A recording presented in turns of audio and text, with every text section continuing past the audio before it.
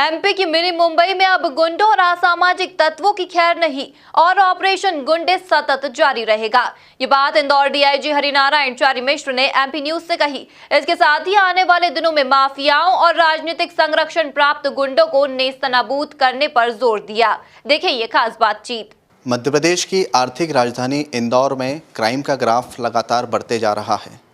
NCRB के आंकड़ों के अनुसार इंदौर में हत्या, चोरी, डकैती जैसे संगीन अपराधों में इजाफा देखने को मिल रहा है।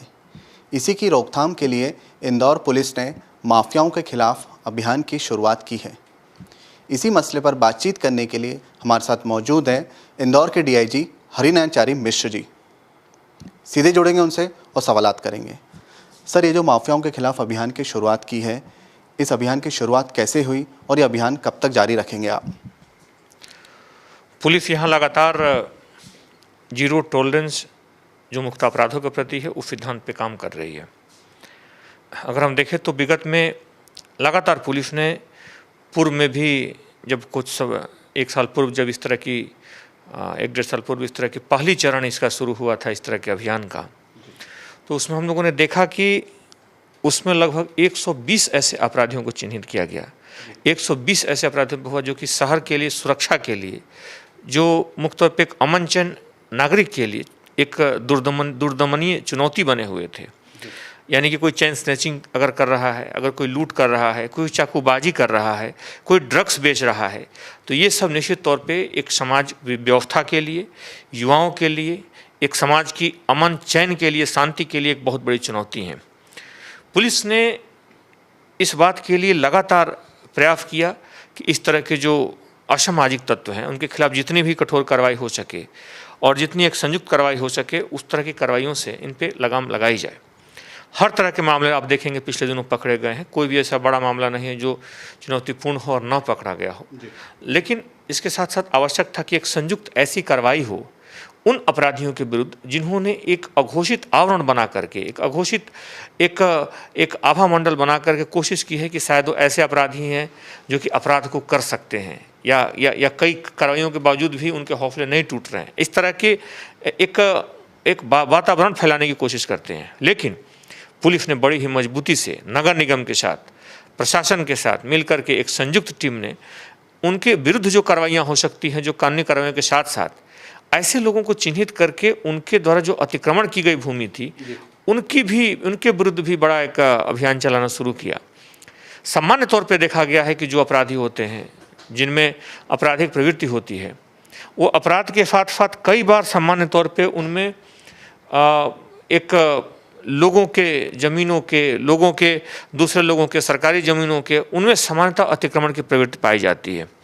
शायद वो दिखाना चाहते हैं कि कानून का जो अंकुश है उससे वो लगातार कार्रवाइयों के बावजूद भी शायद वो ज़्यादा प्रभावित नहीं हो रहे हैं। शायद इस तरह का प्रभावित होते हैं लेकिन इस तरह प्रदर्शित करने की कोशिश करते हैं। इन तरह की कार्रवाइयों से एक आम जन के बीच में मुख्य तौर पे उनके जो अतिक्रमण टूटते हैं, उनकी जो आर्थिक कमर टूटती है और मुख्य तौर पे समाज में एक जो गलत संदेश जाता है कि इनके द्वारा एक बड़े क्षेत्र में अतिक्रमण किया गया है या जिस कॉलोनी में रह रहे हैं, जिस मोहल्ले में रह रहे हैं, वहाँ पर इन्होंने अतिक्रमण कर रखा है। तो इनको एक वैधानिक परिधि के अंदर, एक वैधानिक दायरे में उनको नोटिस दे करके बाकी सारी जो भी इसमें संवैधानिक व्यवस्थाएं हैं, जो कानूनी व्यवस्थाएं, उसको पूरा करने के बाद जब पाया जाता है कि इनके द्वारा इस तरह का अतिक्रमण किया गया है तो निश्चित तौर पे उस पर एक संयुक्त टीम कार्रवाई करती है और इसका बड़ा ही एक सकारात्मक संदेश जाता है। सर, आम तौर पर देखा जाता है कि माफियाओं के खिलाफ कार्रवाई तो की जाती है परंतु जल्द ही वो ठंडे बस्ते में भी चली जाती है, तो क्या यह कार्रवाई लंबी चलेगी? और दूसरी बात, सत्ताधारी पार्टी के संरक्षण से कई गुंडे जो हैं उनके हौसले बुलंद होते हैं, तो ऐसे जो असामाजिक तत्व हैं क्या उन पर भी इंदौर पुलिस बेखौफ तरीके से कार्रवाई करेगी? पिछले 3-4 महीनों में कई सालों के जो इनामी बदमाश थे, जो बड़े बदमाश थे, जिन्होंने लंबे समय से जो फरारी काट रहे थे, अलग अलग इनाम थे जिन पर 1.5 लाख रुपए तक का इनाम था, ऐसे अपराधियों को पुलिस ने पकड़ा है। लगभग हर उस चुनौतीपूर्ण मामले का, हर उस मामले का खुलासा किया है जो हाल के दिनों में कहीं ना कहीं चुनौतीपूर्ण था या पुलिस की एक व्यावसायिक दक्षता के लिए एक चैलेंज था। उन सारे मामलों को करने के साथ ही साथ पुलिस ने अभी हाल के दिनों में जो नगर निगम और प्रशासन के साथ मिलकर संयुक्त अभियान चलाया है, इस अभियान में भी उन उन सारे जो अपराधी उनके विरुद्ध कार्रवाई तो की ही गई है विभिन्न धाराओं में, जो कठोर धाराएं हो सकती हैं। एक समान तौर पर देखा गया कि इनके द्वारा, इन अपराधियों के द्वारा एक समान प्रवृत्ति के तहत इनके द्वारा अतिक्रमण की एक समान एक वृत्ति इनकी देखी गई, एक समान इनका एक काम करने का जो इनका ढंग था, जो समाज में लोगों के बीच में खौफ पैदा करने का जो तरीका है, ये जगह जगह अतिक्रमण करके उस चीज़ को दिखाने की कोशिश करते हैं। लेकिन अभी जो वर्तमान कार्रवाइयाँ हुई हैं, पूर्व में भी, पूर्व के सालों में जब 120 1.5-2 साल पूर्व इस तरह के लगभग 120 बड़े गुंडों के विरुद्ध जब कार्रवाई की गई थी, तो लगातार इसका एक सामाजिक असर जाता है। लोगों में लगता है कि नहीं, ये भी कानून की अंकुश से मुक्त नहीं है, ये भी कानून की परिधि से बाहर नहीं है, इनके विरुद्ध भी उतनी ही सख्ती से कार्रवाई हो रही है। और इससे एक समाज में अमन चैन का संदेश जाता है। इसमें उन लोगों की कानून में आस्था दृढ़ होती है जो कि कानून और अमन चैन पसंद हैं, जो कानून का पालन करते हैं। और वैसे लोगों में ज़रूर बेचैनी फैलती है जो कानून को तोड़ते हुए देखे जाते हैं। उन्हें लगता है कि नहीं, कानून का अंकुश उन पे भी कभी भी उनको भी कभी अपने कब्जे में ले सकता है। सर, कई बार देखा जाता है कि लोकल थाने के अधिकारियों की साठगांठ की वजह से ही ऐसे जो अपराधी हैं वो ज़मीनों की जालसाजी में कदम रखते हैं, तो ऐसे पुलिस अधिकारियों पे भी क्या कार्रवाई की जाएगी?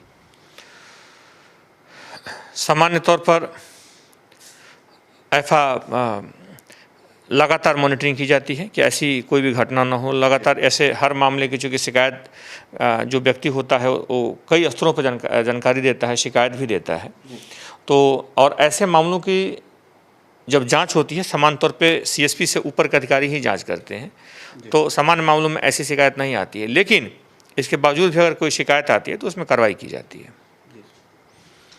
सर, आमतौर पर देखा जाता है कि जो बीजेपी के वरिष्ठ नेता है गोपी कृष्ण नेमा, उनके घर पर हमला किया गया था इन माफियाओं के द्वारा, उसके बाद ही इंदौर पुलिस ने इतना बड़ा कदम उठाया है। क्या आम जनता के घर पर यदि इस प्रकार के हमले होते हैं तो ऐसी उग्र कार्रवाई का इंदौर पुलिस तब करती है? माफियाओं के खिलाफ इस तरीके का अभियान की शुरुआत तब क्यों नहीं होती?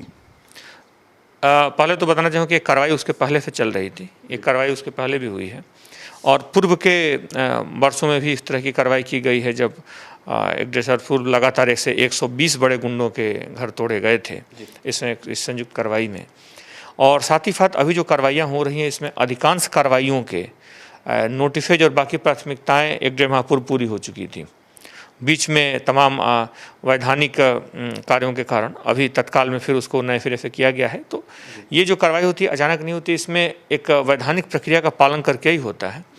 और निश्चित तौर पे अभी जो है ये भी चूँकि एक गैंग से, आपराधिक गैंग से जुड़े लोग हैं, इनका आपराधिक पृष्ठभूमि है, तो कोई भी अपराधी हो, किसी पर हमला हो, चाहे एक सामान्य व्यक्ति हो, चाहे कोई एक ऐसा व्यक्ति जो कि एक जिस पर हमला से ज़्यादा समाज में सुरक्षा की भावना जाती है, तो इन दोनों स्थितियों में पुलिस उतनी ही संवेदनशील है और अपराधी कोई भी हो सबके विरुद्ध कार्रवाई की जाती है। इसमें से भी जो भी बड़े कार्रवाइयाँ चल रही हैं इसमें से 80% लोगों के विरुद्ध पूर्व में नोटिफाइज तामील किए जा चुके हैं और कार्रवाई की जो वैधानिक प्रक्रिया है पहले पूर्व में ही 1 माह पूर्व पूरी की जा चुकी है।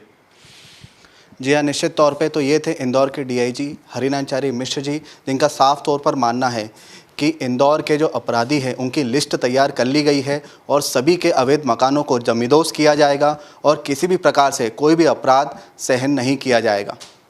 कैमरा पर्सन अरुण यादव के साथ युवराज सिंह परावत की रिपोर्ट, MP न्यूज़, इंदौर।